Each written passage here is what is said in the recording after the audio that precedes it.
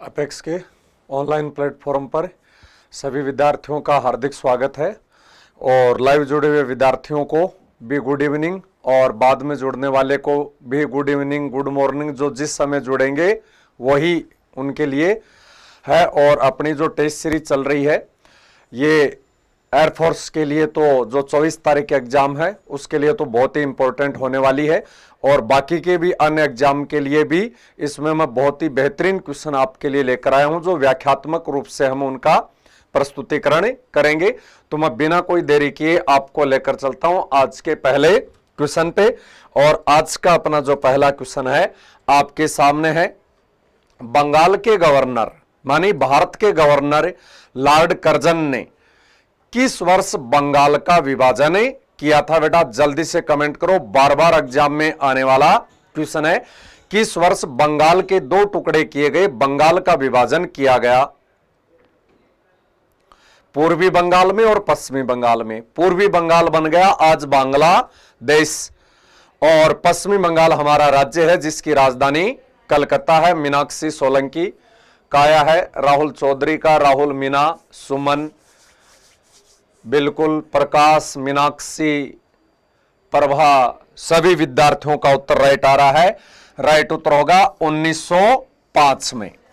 बंगाल का विभाजन किसने किया? लॉर्ड कर्जन ने किया, 1905 में किया था। हिंदू और मुसलमानों में फूट डालने के लिए, सांप्रदायिक फूट डालने के लिए।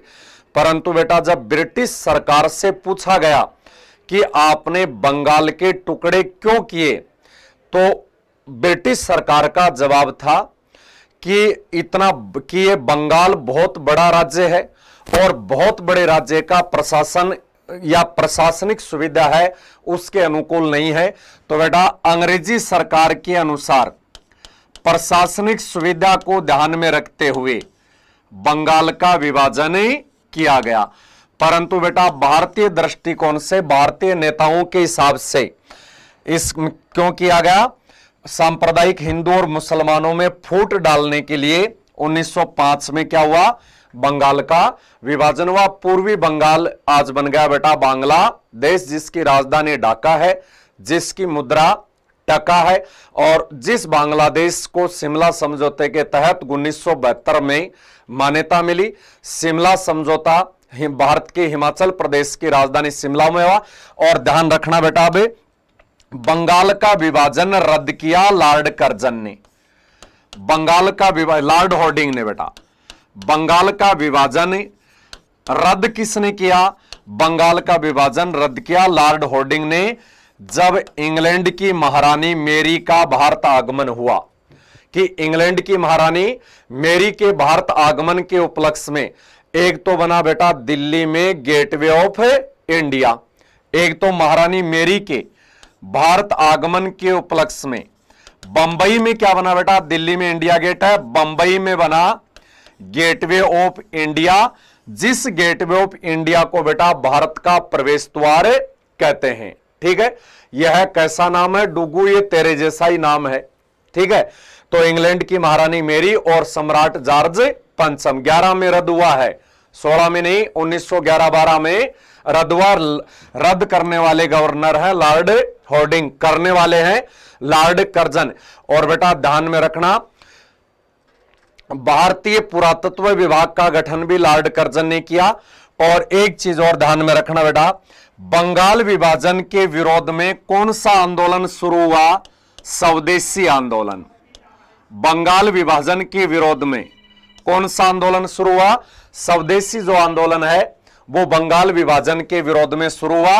और स्वदेशी आंदोलन के साथ साथ बंगाल विभाजन के विरोध में राखी दिवस मनाया गया था।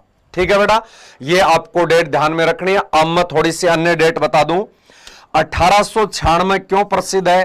क्योंकि बेटा 1896 इसलिए प्रसिद्ध है भारत के दृष्टिकोण से तो, हाँ बिल्कुल मेरी मान लो मीनाक्षी, मेरी, ठीक है। 1896 में पहली बार बेटा ओलंपिक खेल हुए यूनान की राजधानी एथेंस में और पहली बार भारत में राष्ट्रगीत गाया गया 1896 में कलकत्ता में, जो लिखा बंकिम चंद्र चटर्जी ने। 1911 में बंगाल का विभाजन रद्द हुआ। ठीक है, इस प्रकार से ध्यान में रखना बेटा। लॉर्ड कर्जन, स्वदेशी आंदोलन बिल्कुल सही है बेटा। स्वदेशी आंदोलन शुरू हुआ बंगाल विभाजन के विरोध में, राखी दिवस भी मनाया गया, बंगाल में राखियां भी बांटी गई। तो क्या आप लाइव देखने वाले विद्यार्थी मुझे बता सकते हैं बेटा बंगाल विभाजन किस दिन प्रभावी हुआ? वो डेट बता सकते हो बेटा? 1896, बिल्कुल सही। अब अगले क्वेश्चन पे लेके चलते हैं। विश्व का सबसे बड़ा पुरस्कार है बेटा नोबेल पुरस्कार। विश्व का सबसे बड़ा पुरस्कार है नोबेल पुरस्कार, और नोबेल पुरस्कार 6 क्षेत्रों में दिया जाता है, और अल्फ्रेड नोबेल की याद में दिया जाता है। पहली बार 1901 में दिया गया बेटा, कि नोबेल पुरस्कारों की शुरुआत कब हुई? 1901 में हुई।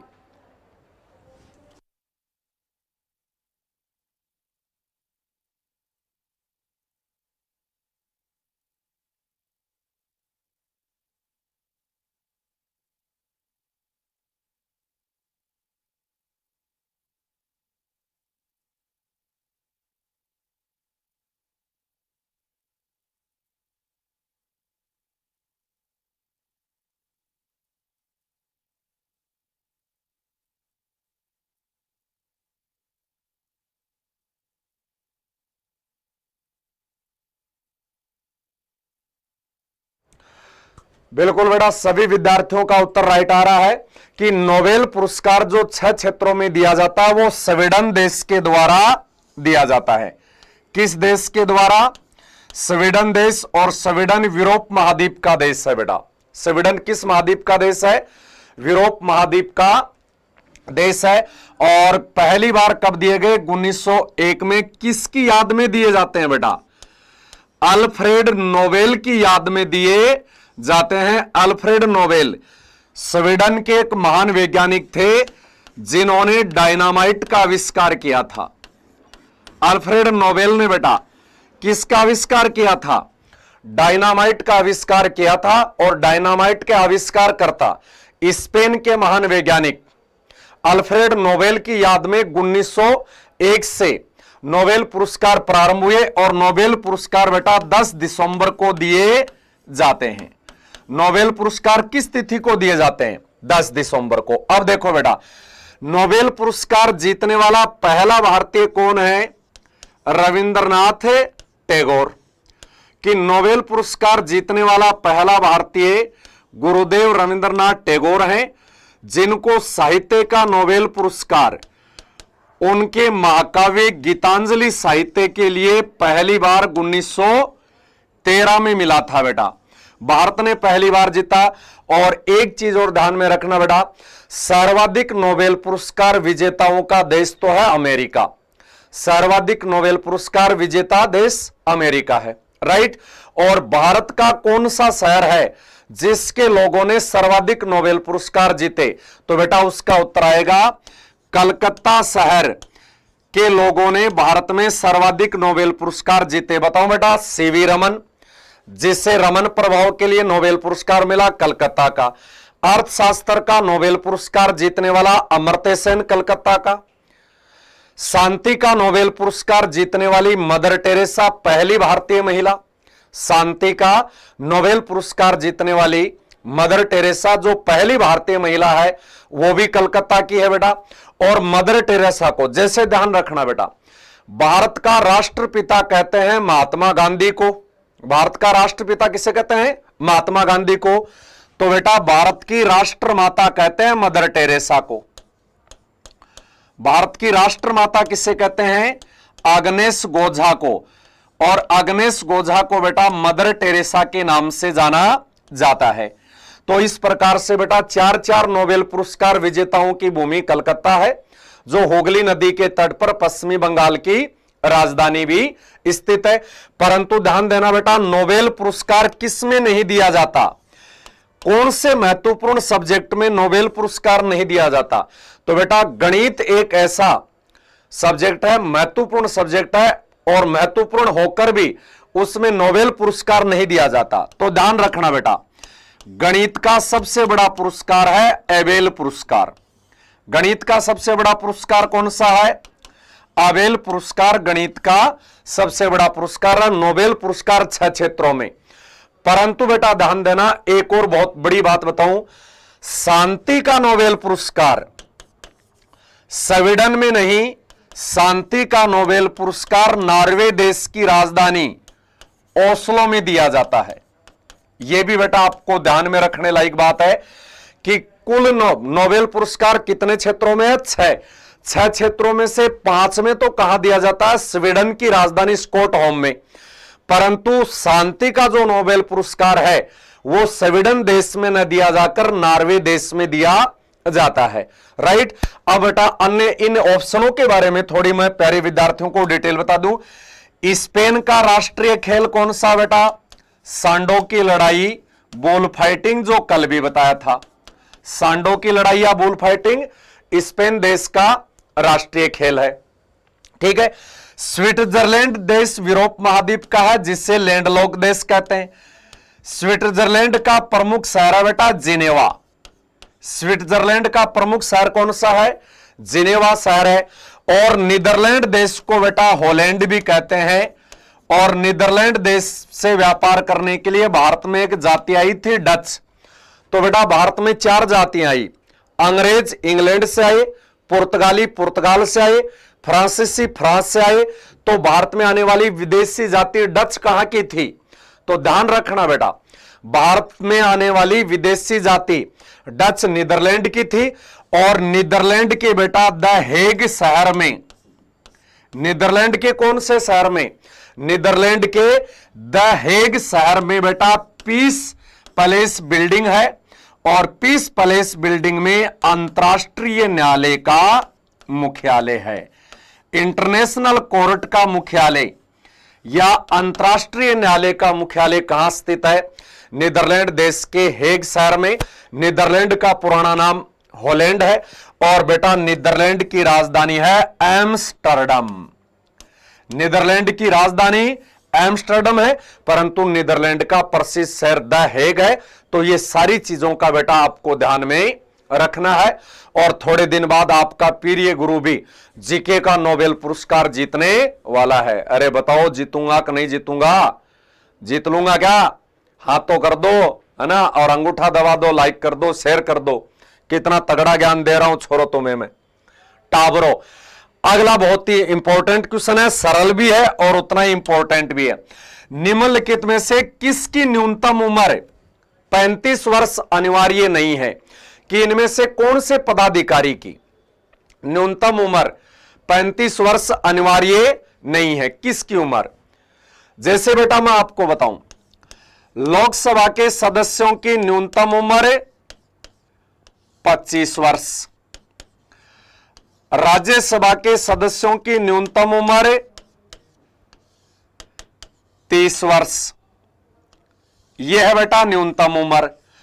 ठीक है। सरपंच बनने के लिए 21 चाहिए। तो किसकी उम्र इनमें से न्यूनतम 35 अनिवार्य नहीं है? किस पदाधिकारी की? सी आ रहा, बी भी नहीं दे रहे हो क्या? राहुल चौधरी बी। पर्सन पढ़ लिया कर, राहुल आंधा सीसी हो रही है क्या तेरे? राइट उत्तर है बेटा सी, स्पीकर या लोकसभा अध्यक्ष। स्पीकर या लोकसभा अध्यक्ष की न्यूनतम उम्र बेटा 35 जरूरी नहीं है। लोकसभा का अध्यक्ष 25 वर्ष की उम्र का भी बन सकता है। क्यों? वो लोकसभा का सदस्य होता है। एक और ध्यान में रखना बेटा, लोकसभा का अध्यक्ष एक ऐसा पद है जो लोकसभा भंग होने के बाद भी नहीं छोड़ा जाता है। लोकसभा के पहले अध्यक्ष थे गणेश वासुदेव मावलंकर। गणेश वासुदेव मावलंकर। ठीक है। लोकसभा की पहली महिला अध्यक्ष मीरा कुमार। वर्तमान लोकसभा अध्यक्ष हैं ओम बिरला। तो अब देखो बेटा, उपराष्ट्रपति की न्यूनतम उम्र कितनी होती है? 35। राष्ट्रपति की 35 और राज्यपाल की 35 और स्पीकर बेटा 25 में बन सकता है। स्पीकर क्या बन सकता है? 25 में। प्रेसिडेंट राष्ट्रपति भवन दिल्ली में है। दिल्ली के राष्ट्रपति भवन में 340 कमरे हैं। दिल्ली के राष्ट्रपति भवन में मुगल गार्डन है। दिल्ली के राष्ट्रपति भवन को पहले वायसराय पैलेस के नाम से जाना जाता था। बिल्कुल, जीवी मावलंकर, गणेश वासुदेव मावलंकर। और अभी राष्ट्रपति के चुनाव होंगे। और बेटा अब राष्ट्रपति के चुनाव में, वर्तमान राष्ट्रपति के चुनाव में एक संसद के मत का मूल्य कितना है? 700 है। वर्तमान में ध्यान रखना बेटा, वर्तमान में संसद के एक सदस्य का वो जो मूल्य है वो मत मूल्य कितना है? एक सांसद का 700 वोट है। एक सांसद का मत मूल्य 700 है। सुभाष उद्यान कहां बेटा? वो मुगल गार्डन है। सुभाष उद्यान तो अजमेर के अन्ना सागर में है। ठीक है बेटा। भारत के पहले राष्ट्रपति डॉक्टर राजेंद्र प्रसाद है। पहले उपराष्ट्रपति हैं डॉक्टर सर्वपल्ली राधाकृष्णन है। बिल्कुल, वर्तमान में एक सांसद का मत का मूल्य 700 है। पहले था बेटा 708। तो ये 8 कहां गायब होगा? जम्मू कश्मीर में गायब हो गया बेटा ये 8। चलो अगले क्वेश्चन पे लेके चलता हूं। ये बहुत इंपॉर्टेंट क्वेश्चन है बेटा, ध्यान रखना। रेट वाले विद्यार्थी भी ध्यान रखना। वर्तमान में या इस बार राष्ट्रपति के चुनाव में एक सांसद का मत मूल्य कितना होगा? 700 होगा। अगला क्वेश्चन है, विश्व प्रसिद्ध टेनिस खिलाड़ी राफेल नाडाल किस देश के हैं? विश्व के नंबर 1 टेनिस खिलाड़ी, जैसे विश्व का नंबर 1 जीके का खिलाड़ी तो हम हैं ही। विश्व प्रसिद्ध, जल्दी से कमेंट करो बेटा। विश्व प्रसिद्ध टेनिस खिलाड़ी राफेल नाडाल किस देश के हैं?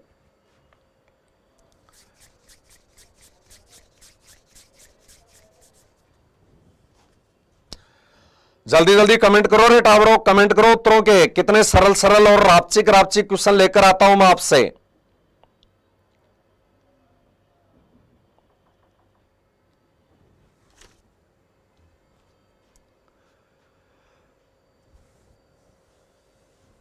ए बी बी। चलो बेटा, इसका राइट उत्तर होगा स्पेन देश के हैं। कौन से देश के हैं? स्पेन देश के हैं विश्व प्रसिद्ध टेनिस खिलाड़ी राफेल नाडाल। स्पेन के हैं बेटा ये। राफेल नाडाल कहां के हैं? स्पेन के हैं। और वैसे बेटा रफाल विमान भी है जो भारत को फ्रांस ने दिया है। राफेल विमान कहां से लेकर आए हैं? फ्रांस से लेकर आए हैं हम। अब बेटा अन्य ऑप्शनों के बारे में बता दूं। यूरोप महाद्वीप का इटली देश की राजधानी रोम है। मानी पप्पू का नानेरा इटली, सोनिया गांधी जी का पीर इटली, राजीव गांधी जी का सासरा इटली। और विश्व का सबसे बड़ा अंगूर उत्पादक देश इटली। और इटली देश को बेटा यूरोप का भारत भी कहते हैं। कि यूरोप का, ध्यान रखना बेटा, यूरोप का सबसे बड़ा कृषि प्रधान देश कौन सा है?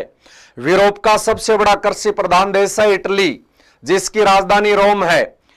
पीसा की झुकी हुई मीनार इटली में है। ठीक है बेटा। और उसके बाद में इटली में बताऊं बेटा, इटली में है स्ट्राम्बोली ज्वालामुखी। इटली में कौन सी ज्वालामुखी है? इटली में स्ट्राम्बोली ज्वालामुखी है, जो विश्व का सबसे जागृत ज्वालामुखी है। और यह विश्व का सबसे जागृत ज्वालामुखी बेटा प्रत्येक 15 मिनट बाद में फटता है ये। और ये बेटा भूमध्य सागर में है। ये स्ट्राम्बोली ज्वालामुखी किस सागर में है? भूमध्य सागर में है। इसीलिए बेटा स्ट्राम्बोली ज्वालामुखी को भूमध्य सागर का प्रकाश स्तंभ भी कहते हैं। इसे भूमध्य सागर का प्रकाश स्तंभ भी कहते हैं। कौन सी ज्वालामुखी को? स्ट्राम्बोली ज्वालामुखी को भूमध्य सागर का। अंगूर की खेती फोन हवा उपयोगी है। और अंगूर की खेती के लिए रक्त की वर्षा करने वाली हवा है सिराको। अंगूर की खेती को बर्बाद करने वाली हवाएं कौन सी है? सिराको हवाएं। ठीक है बेटा, जशन का भी हार्दिक स्वागत है। अगला बेटा अमेरिका, विश्व का सबसे शक्तिशाली देश अमेरिका। 1776 में आजाद होने वाला अमेरिका। ठीक है। और अमेरिका के बारे में राजधानी बताऊं तो बेटा वाशिंगटन डीसी अमेरिका की राजधानी। अमेरिका का प्रमुख शहर न्यूयॉर्क है, जिसमें संयुक्त राष्ट्र संघ का मुख्यालय। अमेरिका के राष्ट्रपति का कार्यकाल 4 वर्ष होता है। अमेरिका की संसद का नाम बेटा कांग्रेस है। और संविधान लिखने वाला संविधान लिखने वाला पहला देश कौन सा है?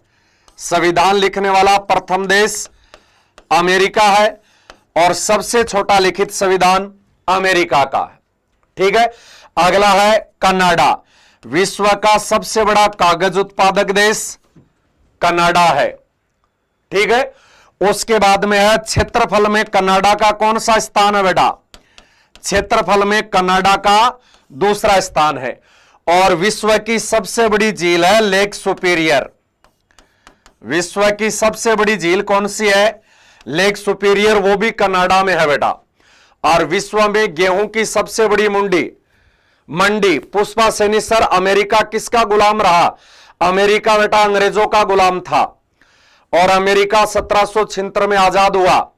4 जुलाई को अमेरिका अपना स्वतंत्रता दिवस मनाता है। अमेरिका को आजाद करवाया था जॉर्ज वाशिंगटन ने और अमेरिका की क्रांति का नेतृत्व किया था जॉर्ज वाशिंगटन ने।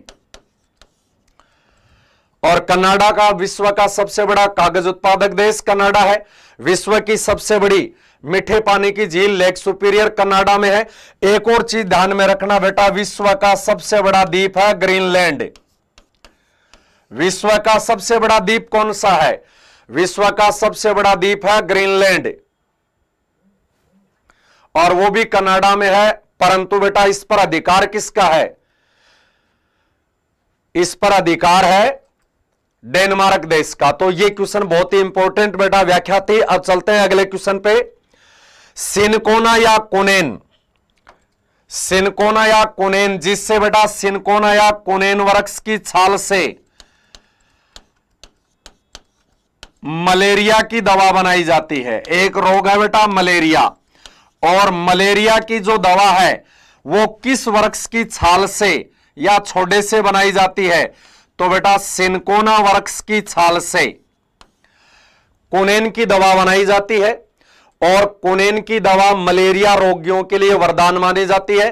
और मलेरिया बेटा डांस के काटने से होती है।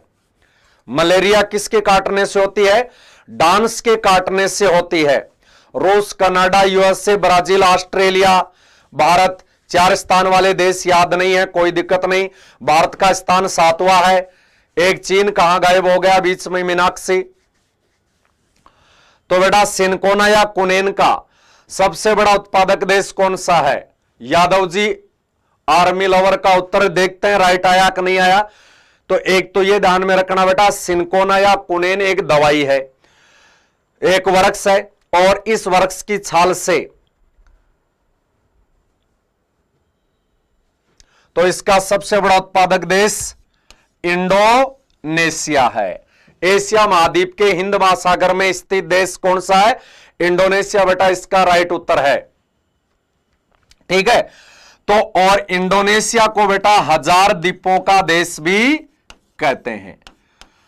जैसे 1000 जिलों का देश फिनलैंड। 1000 जिलों का देश कौन सा है? फिनलैंड। तो 1000 द्वीपों का देश है इंडोनेशिया, हिंद महासागर, जिसने बेटा अभी अपनी राजधानी भी चेंज कर ली है। पहले इंडोनेशिया की राजधानी थी जकार्ता और इंडोनेशिया की राजधानी जकार्ता में आसियान का मुख्यालय था। इंडोनेशिया की राजधानी जकार्ता में आसियान का मुख्यालय था। एशियाई देशों के संगठन को बेटा आसियान कहते हैं। ठीक है, और आज इसने राजधानी चेंज कर ली है। एक और क्वेश्चन बनता है बेटा इंडोनेशिया का, विश्व का सबसे बड़ा मुस्लिम राष्ट्र कौन सा है? विश्व का सबसे बड़ा मुस्लिम राष्ट्र इंडोनेशिया है। और हिंदू धर्म के विष्णु का निवास स्थल है इंडोनेशिया का अक्षीर सागर। इंडोनेशिया में बेटा कौन सा सागर है? अक्षीर सागर है। और इंडोनेशिया के अक्षीर सागर में भगवान विष्णु का निवास स्थल है। अब बेटा देवता सो गए हैं। देवशयनी एकादशी आई है ना, आषाढ़ एकादशी को देवशयनी एकादशी कहते हैं। और उस दिन देवता 4 महीने के लिए सो गए हैं। तो अक्षीर सागर में सोए हैं बेटा कौन? भगवान विष्णु। और अब बताता हूं बेटा, भारत से टूटकर बनने वाला पाकिस्तान। पाकिस्तान को बेटा नहरों का देश कहते हैं। विश्व में नहरों का सबसे बड़ा जाल किस देश में है? पाकिस्तान देश में नहरों का सबसे बड़ा जाल है। नहरों से सर्वाधिक सिंचाई पाकिस्तान में होती है। सिंधु घाटी सभ्यता का हड़प्पा स्थल, सिंधु घाटी सभ्यता का मोहनजोदड़ो स्थल पाकिस्तान में है। पाकिस्तान की राजधानी इस्लामाबाद है। पाकिस्तान का राष्ट्रीय खेल हॉकी है। पाकिस्तान की मुद्रा पाकिस्तानी रुपया है। भारत और पाकिस्तान के बीच की सीमा रेखा रेड क्लिफ है। पाकिस्तान के साथ हम 4 युद्ध लड़ चुके हैं। पाकिस्तान के साथ हम कितने युद्ध लड़ चुके हैं? 4। एक 1948 में, एक 1965 में, और उस समय भारत के प्रधानमंत्री लाल बहादुर शास्त्री, एक 1971 में। ठीक है। और अब अगला अमेरिका बता ही दिया। भारत अपना देश ही है जिसे जम्बूद्वीप कहते हैं। ठीक है। इस प्रकार से अगले क्वेश्चन पे चलते हैं बेटा। अगला क्वेश्चन है, दिल्ली के तख्त पर बैठने वाली प्रथम और एकमात्र महिला सुल्तान कौन है? दिल्ली के तख्त पर बैठने वाली प्रथम और एकमात्र महिला सुल्तान। इसका उत्तर तो मेरे सभी प्यारे विद्यार्थी दे देंगे। रजिया फंस गई गंडकों में। रजिया कितने गंडकों में फंस गई? 40 गंडकों में फंस गई। तो राइट उत्तर होगा बेटा रजिया। इल्तुतमिश की बेटी। किसकी बेटी? गुलामों के गुलाम इल्तुतमिश की बेटी रजिया सुल्तान। और रजिया का मकबरा बेटा हरियाणा के कैथल में है। दिल्ली की एकमात्र महिला सुल्तान रजिया का मकबरा कहां है? दिल्ली की एकमात्र महिला सुल्तान रजिया का मकबरा हरियाणा के कैथल में है। और रजिया की मृत्यु का कारण था रजिया के पिता के द्वारा गठन किया गया चालीसा, जिसे कहते हैं तुर्क-ए-चहलगानी। जिसे क्या कहते हैं? तुर्क-ए-चहलगानी कहते हैं। अब बेटा आपको बताऊं, सरोजनी नायडू भारत की कोकिला कौन है? भारत की कोकिला सरोजनी नायडू को कहते हैं। भारत की पहली महिला राज्यपाल कौन है? उत्तर प्रदेश की। भारत की पहली महिला राज्यपाल है सरोजनी नायडू, जो उत्तर प्रदेश में बनी। बेगम जीनत महल कौन है? 1857 के क्रांति की गुप्त सूचना अंग्रेजों को देने वाली। 1857 की क्रांति की गुप्त सूचना अंग्रेजों को देने वाली भारतीय महिला कौन थी? जीनत महल। तो जीनत महल को बेटा भारत की पहली देशद्रोही महिला माना जाता है। देखना बेटा, बहादुर शाह जफर की पत्नी थी, परंतु नैन मटके करती थी। भारत के 1857 की क्रांति के समय भारत के गवर्नर लॉर्ड कैनिंग के साथ नैन पत्नी है। भारत के अंतिम मुगल बादशाह है बहादुर शाह जफर द्वितीय की। बहादुर शाह जफर द्वितीय, नाना साहब या धोंदू पंत और बख्त खान मिलकर क्रांति की योजना बनाते हैं, और ये अपने पति से क्रांति की योजना सुनती है और क्रांति की योजना का भंडाफोड़ है अंग्रेजों के सामने कर देती है। और इसीलिए बेटा क्रांति का भंडाफोड़ होने के कारण, क्रांति समय से पहले शुरू होने के कारण, और ये जो बेगम जीनत महल है, ये भारत की पहली देशद्रोही महिला कहलाई। ठीक है। तो बहुत ही तगड़ा, हाँ, नैन मटके करती थी, तभी तो सूचना दी इसने। नहीं पति के साथ रहती है आराम से, जैसे हजरत महल, जिसको कहते हैं बेगम हजरत महल। बेगम हजरत महल ने क्रांति का नेतृत्व कहां से किया? अवध से। बेगम हजरत महल ने क्रांति का नेतृत्व कहां से किया? अवध से। और बेगम हजरत महल को बेटा महाकपरी भी कहा जाता है कि 1857 की क्रांति की किस बहादुर महिला को महाकपरी कहते हैं? बेगम हजरत महल। देखो ये भी किसी की बेगम है, जो महारानी लक्ष्मीबाई की तरह अंग्रेजों से लड़ती है ना। और एक ये बेगम जीनत महल है ना, जो लिफ्ट के चक्कर में और भारत के साथ गद्दारी करती है। शॉपिंग के चक्कर में, लिफ्ट के चक्कर में पूरे भारत को बर्बाद कर दिया इस जीनत महल ने। और एक ये है जो महारानी लक्ष्मीबाई की तरह अवध या लखनऊ से क्रांति का नेतृत्व करती है, और अपना बेटा मरने के बाद भी देखो इतिहास में अपना नाम रोशन करवा के गई, और इसके बारे में देखो क्या क्या सुनना पड़ता हमें। तो ऐसी नहीं बनना है, किसी को भी ऐसी बनना है, ऐसी बनना है रजिया जैसी, और इन गंडकों से लड़ना है। चलो बेटा अब चलते हैं अगले क्वेश्चन पे। अनुच्छेद 1, 2, 3 एक है बेटा भारतीय संविधान का अनुच्छेद 1, 2, 3। छोटी आ गया दापली और चोकली का बीन, तो कैसे आए शांति को सोनी सेज में नींद।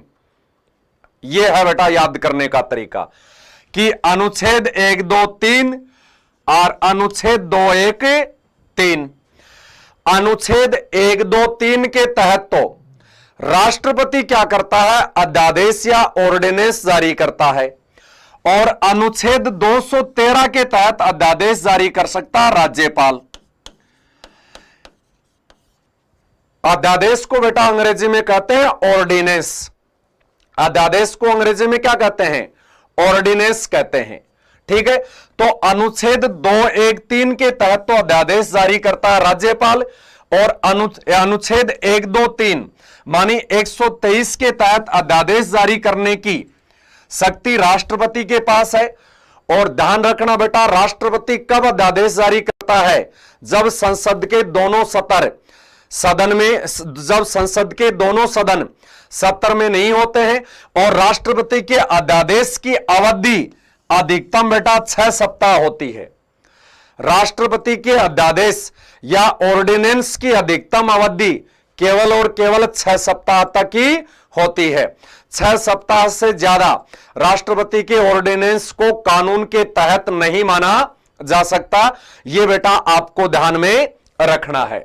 ठीक है, बहुत ही अच्छा और इंपॉर्टेंट क्वेश्चन है। 2 है, राज्यपाल को अध्यादेश जारी करने का अधिकार कौन देता है, अनुच्छेद 2, 1, 3, और राष्ट्रपति को देता है 1, 2, 3, है ना। गाना भी है वो याद रखना बेटा, थोड़ी देर पहले गाना बताया वो। अब चलता हूं अगले क्वेश्चन पे।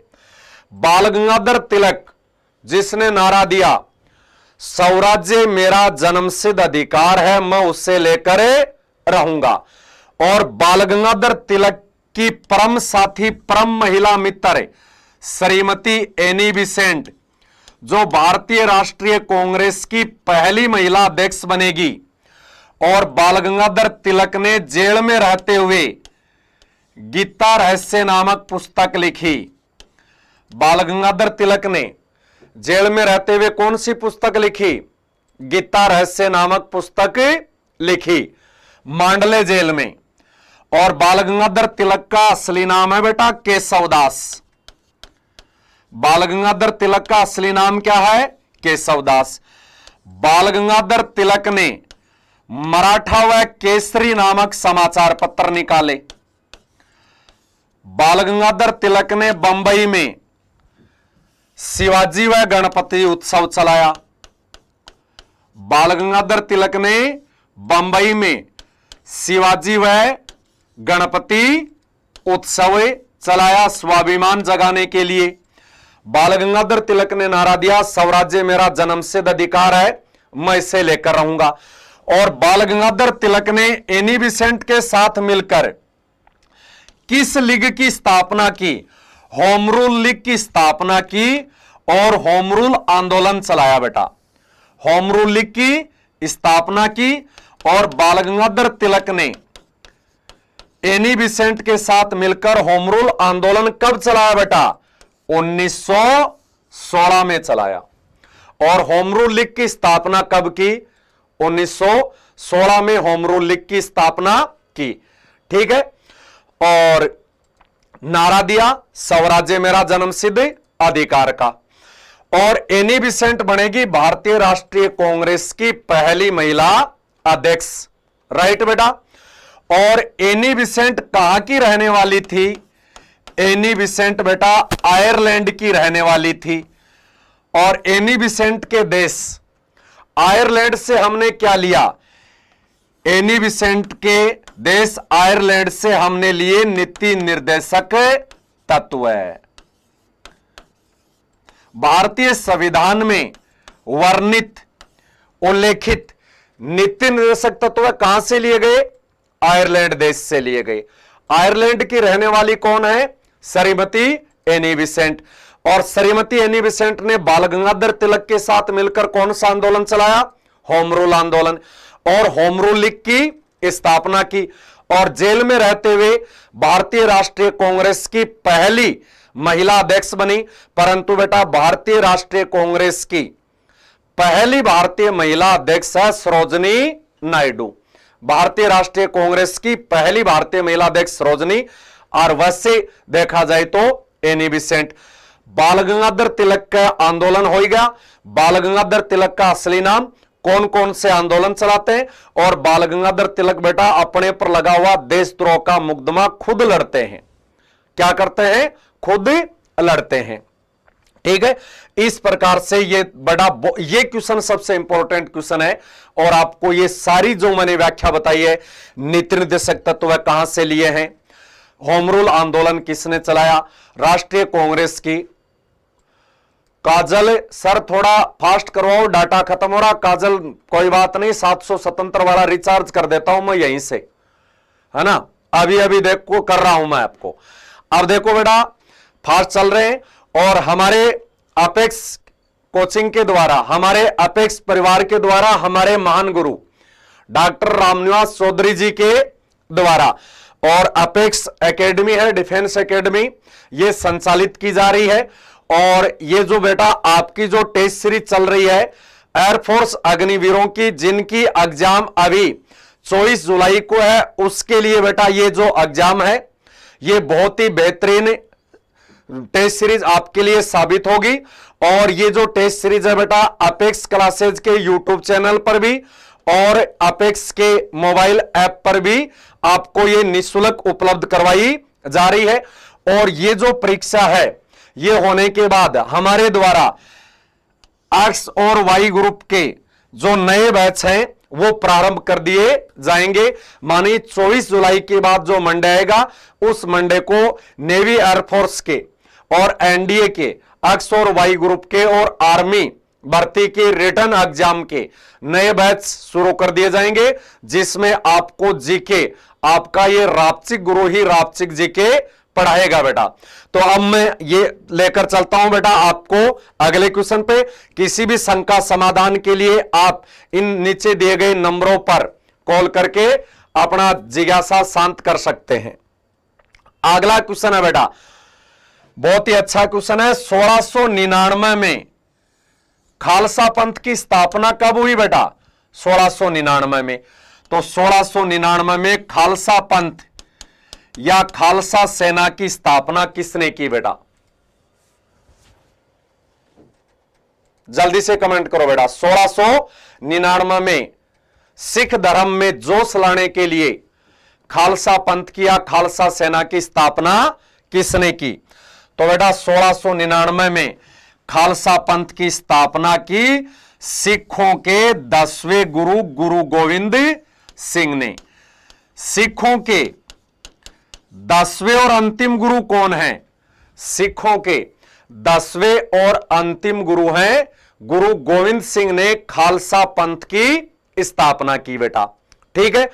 और गुरु गोविंद सिंह का जन्म बिहार की राजधानी पटना में हुआ और गुरु गोविंद सिंह की हत्या महाराष्ट्र के नांदेड़ में हुई थी। गुरु गोविंद सिंह की हत्या कहां हुई बेटा? महाराष्ट्र के नांदेड़ में सिख धर्म के 10वें और अंतिम गुरु गुरु गोविंद सिंह की हत्या हुई। गुरु गोविंद सिंह ने सिखों के लिए कितने कै लागू किए? 5 कै लागू किए। 5 कै में केस को संवारने के लिए कंघा, पड़ोसी की चिमनी चेपने के लिए कृपाण, लोगों को इंप्रेस करने के लिए कड़ा और बाद में पहनेगा जांगिया मानी कच्छा, लाडने वाला कच्छा। ये 5 कै किस धर्म में है? सिख धर्म में 5 कै या 5 ककार का प्रचलन किसने किया? गुरु गोविंद सिंह ने। केस, कंघा, कृपाण, कड़ा और कच्छा। ठीक है। अब बेटा ऑप्शनों के बारे में बता दूं। मुगल शासक औरंगजेब ने कोई कसर नहीं छोड़ी सिख धर्म को बर्बाद करने में, हिंदू धर्म को बर्बाद करने में मुगल शासक औरंगजेब जिंदा पीर ने कोई भी कसर नहीं छोड़ी। औरंगजेब ने सिखों के 9वें गुरु तेग बहादुर को फांसी दी। औरंगजेब ने सिखों के 9वें गुरु तेग बहादुर को फांसी की सजा सुनाई थी। ठीक है। शिवाजी कौन है? मराठा साम्राज्य का संस्थापक शिवाजी, जीजाबाई का बेटा शिवाजी। और शिवाजी का जन्म सिवनेर में। अष्टप्रधान किसके मंत्रिमंडल को कहते हैं? अष्टप्रधान शिवाजी के मंत्रिमंडल को कहते हैं। और सिख धर्म के प्रथम गुरु या सिख धर्म के संस्थापक गुरु नानक है बेटा। सिख धर्म के प्रथम गुरु और सिख धर्म के संस्थापक कौन हैं? गुरु नानक हैं। ठीक है। और गुरु नानक का जन्म बेटा पाकिस्तान के तलवंडी नामक स्थान पर सिकंदर लोदी के शासनकाल में हुआ था। सिख धर्म में कितने गुरु हुए बेटा? 10 गुरु हुए। और सिख धर्म के 10 गुरुओं में पहला गुरु गुरु नानक है, जिसने सिख धर्म की स्थापना की। और सिख धर्म के दूसरे गुरु हैं अंगद। अंगद ने चलाई बेटा लंगर व्यवस्था। और अमृतसर बसाया रामदास ने। अमृतसर शहर के लिए 500 बीघा भूमि किसने दी बेटा? अमृतसर शहर के लिए 500 बीघा भूमि दी मुगल सम्राट अकबर ने। मुगल सम्राट अकबर ने। और उसी अमृतसर शहर में है बेटा स्वर्ण मंदिर या गोल्डन टेंपल। उसी अमृतसर शहर के जलियांवाला बाग में 13 अप्रैल 1919 को हुआ था जलियांवाला बाग हत्या कांड, जिसमें गोलियां चलाई जनरल डायर ने। और जनरल डायर की लड़की को अपनी गर्लफ्रेंड बनाकर जनरल डायर को मारा उधम सिंह ने 1940 में। उधम सिंह ने मारा था। बिल्कुल। अब चलते हैं बेटा अगले क्वेश्चन पे। भारत का पिट्सबर्ग किस शहर को कहते हैं? भारत का पिट्सबर्ग, बहुत ही अच्छा क्वेश्चन है बेटा। भारत का पिट्सबर्ग किस शहर को कहते हैं? जल्दी से कमेंट करें बेटा। भारत का पिट्सबर्ग, भारत की इस्पात नगरी,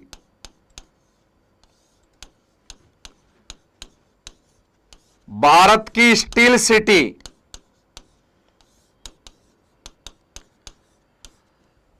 जमशेदपुर को कहते हैं बेटा। भारत का पिट्सबर्ग, भारत की इस्पात नगरी, भारत की स्टील सिटी कहते हैं जमशेदपुर को। जो जमशेदपुर बेटा झारखंड राज्य में छोटा नागपुर पठार पर स्थित है। जो जमशेदपुर, और बेटा जमशेदपुर शहर बसाया 1907 में टाटा जमशेदजी ने। और यहीं पर भारत का प्रथम इस्पात कारखाना लगा। यहीं पर क्या लगा बेटा? भारत का पहला इस्पात कारखाना यहीं पर लगा था, टाटा जमशेदजी ने लगाया, जिसका नाम है Tata iron and steel company. Bharat के पहले इस्पात कारखाने का नाम क्या है? Tata iron and steel company, जो जमशेदजी टाटा ने लगाई। और राजस्थान की जमशेदपुर या टाटा नगरी टोंक जिले के रेड को कहते हैं, जो सिक्कों वाली सभ्यता स्थल है डेल नदी के तट पर।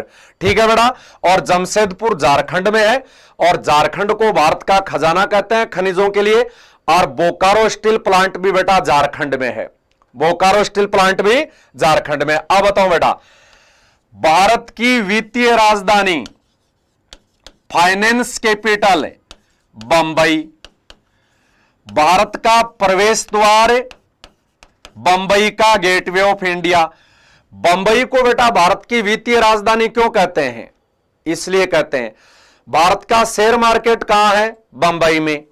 रिजर्व बैंक का मुख्यालय कहां है? बंबई में। एसबीआई का मुख्यालय कहां है? भारत का सबसे बड़ा बैंक एसबीआई का मुख्यालय बंबई में। बैंकों का बैंक रिजर्व बैंक का मुख्यालय बंबई में स्थित है। तो बंबई को भारत की वित्तीय राजधानी कहते हैं। भारत का प्रवेश द्वार बंबई, ऊंची इमारतों का नगर है बंबई, भारत में सर्वाधिक जनसंख्या वाला शहर है या महानगर है बंबई, भारत की फिल्म नगरी बंबई, भारत की हॉलीवुड नगरी बंबई, भारत की बॉलीवुड नगरी बंबई को कहते हैं। ठीक है बेटा, सपनों का शहर बंबई को कहते हैं। अगला है कलकत्ता। 1911 से पहले भारत की राजधानी कलकत्ता और वर्तमान में भारत की सांस्कृतिक राजधानी कलकत्ता में। हावड़ा ब्रिज कहां है? कलकत्ता में। विक्टोरिया मेमोरियल महल कहां है? कलकत्ता में। भारत का पहला जूलॉजिकल गार्डन है कलकत्ता में। ठीक है, और कलकत्ता को सांस्कृतिक राजधानी और हवेलियों का मीनाक्षी सोलंकी केबुल लामजाओ नेशनल पार्क झारखंड में नहीं मणिपुर में है। केबुल लामजाओ नेशनल पार्क झारखंड में नहीं मणिपुर में है, मणिपुर की लोकटक झील में, मणिपुर की लोकटक झील में है। केबुल लामजाओ भारत का एकमात्र तैरता बाघ। 7 टापुओं का शहर बंबई है, बिल्कुल सही है, 7 टापुओं का शहर है बंबई। और पणजी किसकी राजधानी है? गोवा की। भारत के सबसे छोटे राज्य गोवा की राजधानी पणजी, और यह पणजी बेटा मांडवी नदी के तट पर है। गोवा की राजधानी पणजी किस नदी के तट पर है? मांडवी नदी के तट पर स्थित है। और अब चलता हूं बेटा अगले क्वेश्चन पे। हवा में ऑक्सीजन की मात्रा कितनी होती है? जल्दी से बताओ बेटा, हवा में ऑक्सीजन की मात्रा कितनी होती है?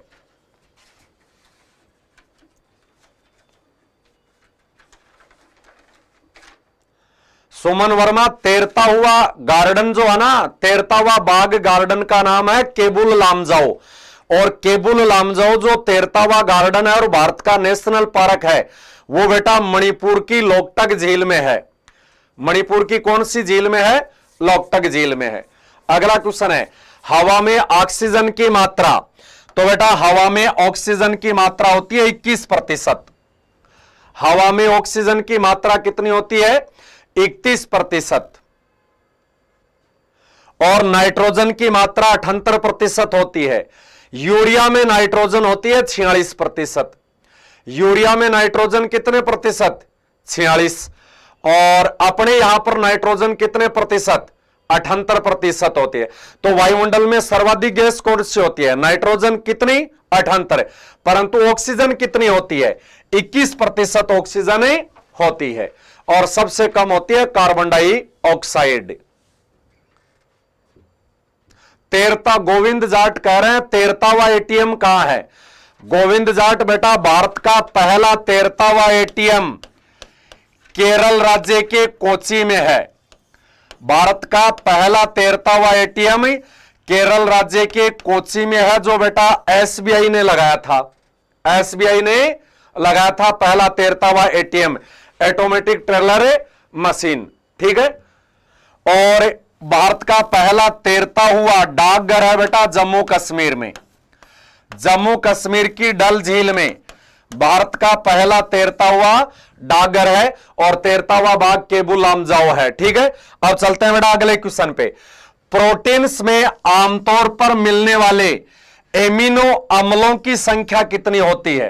वैसे बेटा सबसे ज्यादा प्रोटीन होता है सोयाबीन में, मानी सोयाबीन में सबसे ज्यादा प्रोटीन हुआ है। तो प्रोटीन में आमतौर पर मिलने वाले एमिनो अम्लों की संख्या कितनी होती है बेटा? एमिनो अम्लों की संख्या होती है 20 होती है बेटा इसमें। चलो आप चलते हैं अगले क्वेश्चन पे। हरित क्रांति से किस फसल की पैदावार बढ़ी?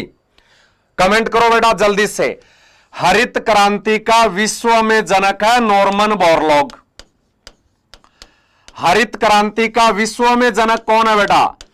नॉर्मन बोरलॉग, जो अमेरिका और कनाडा से संबंधित हैं। ये तो विश्व में हरित क्रांति के जनक हैं। भारत में हरित क्रांति के जनक हैं एमएस स्वामीनाथन। दुग्ध क्रांति के जनक वर्गीस कुरियन है। तो नॉर्मन बोरलॉग पुरस्कार किस क्षेत्र में दिया जाता है? कृषि के क्षेत्र में। और भारत में सबसे पहले नॉर्मन बोरलॉग पुरस्कार किसको मिला? एम.एस. स्वामीनाथन को। और बेटा हरित क्रांति से गेहूं की पैदावार दोगुनी हुई। हरित क्रांति से किसकी पैदावार? गेहूं की पैदावार दोगुनी हुई। और बेटा भारत का सबसे बड़ा गेहूं उत्पादक राज्य है उत्तर प्रदेश। भारत का सबसे बड़ा गेहूं उत्पादक राज्य कौन सा है? उत्तर प्रदेश। ठीक है, एम.एस. स्वामीनाथन। चावल का सबसे बड़ा उत्पादक, अब देखो बेटा, चावल का सबसे बड़ा उत्पादक देश चीन और भारत का राज्य पश्चिमी बंगाल। और चाय का सबसे बड़ा उत्पादक राज्य असम। चाय में उत्तेजक पदार्थ थीन होता है। और अफीम का सबसे बड़ा उत्पादक राज्य मध्य प्रदेश। इस अफीम को बेटा काला सोना भी कहते हैं। अफीम का सबसे बड़ा उत्पादक राज्य मध्य प्रदेश और अफीम को काला सोना भी कहते हैं। ठीक है बेटा, यह ध्यान में रखना। आगे, तारपीन के तेल से या तारपीन का तेल किस वृक्ष से प्राप्त किया जाता है? जल्दी से बताओ बेटा, तारपीन का जो तेल है वो किस वृक्ष से प्राप्त किया जाता है?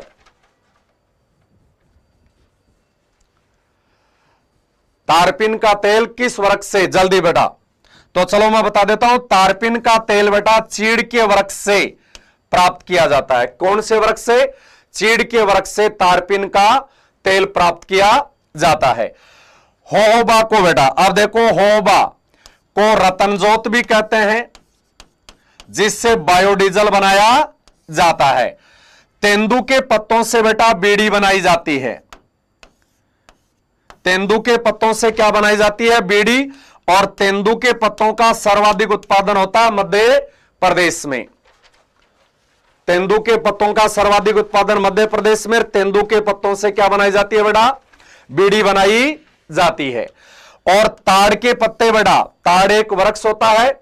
एक तो बेटा ताड़ वृक्ष से ताड़ी भी पी जाती है जो साउथ इंडिया में मिलता है, ताड़ी। और एक ताड़ के वृक्ष के पत्तों पर बेटा रामायण लिखी गई थी। ताड़ के वृक्ष के पत्तों पर वाल्मीकि ने संस्कृत भाषा में किसकी रचना की थी? रामायण की। और मेरे सभी प्यारे विद्यार्थियों के सामने आज की क्लास का अंतिम क्वेश्चन, मानव ने सर्वप्रथम किस धातु का प्रयोग किया? मानव ने, तो बेटा मनुष्य ने सबसे पहले कौन सा जीव पाला? कुत्ता। और अंतरिक्ष में जाने वाला पहला जीव कुत्ता। मनुष्य ने सबसे पहले कौन सा पालतू पशु पाला? तो मनुष्य का पहला पालतू पशु भेड़। और सबसे पहले क्लोन भी किसका तैयार हुआ? भेड़ का। मनुष्य ने सबसे पहले किसकी खेती की? कपास की खेती की। मनुष्य ने सबसे पहले कपास की। और मनुष्य ने सर्वप्रथम किस धातु से परिचित हुआ बेटा? तांबे से। मुलायम धातु तांबा। और मनुष्य सबसे पहले किस धातु से परिचित हुआ? तांबे से परिचित हुआ बेटा। ठीक है, अब मैं आपको अन्य धातुओं के बारे में बता दूं। तो बेटा तांबे में प्लस टिन करने से क्या बनता है? कांसा बनता है। तांबे में टिन मिलाने से क्या बनता है? कांसा बनता है। भूतकाल की धातु कौन सी है? लोहा। भूतकाल की धातु लोहा है। और लोहे को जंग से बचाने के लिए उस पर जिंक की परत चढ़ाई जाती है। सोना, विश्व में सर्वाधिक सोना चीन में और भारत में सर्वाधिक सोना कहां होता है? कर्नाटक में। शुद्ध सोना कितने कैरेट का होता है बेटा? शुद्ध सोना 24 कैरेट का। सोने के आभूषण बनाने के लिए उसमें क्या मिलाया जाता है? तांबा मिलाया जाता है। ये थे बेटा आज के अपने 15 बेहतरीन सामान्य ज्ञान और विज्ञान के क्वेश्चन। आज के लिए बस बेटा इतना ही। मिलते हैं कल नए क्वेश्चनों के साथ, नए तथ्यों के साथ।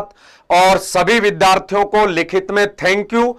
और क्लास को जाते जाते भी शेयर कर जाएं, चिमनी चेप जाएं और नई क्लास शुरू होने वाली है, उससे भी जुड़े रहें। और सभी विद्यार्थियों को बेस्ट ऑफ लक। लिखित में धन्यवाद, बोलकर भी धन्यवाद। आपका अपना गुरु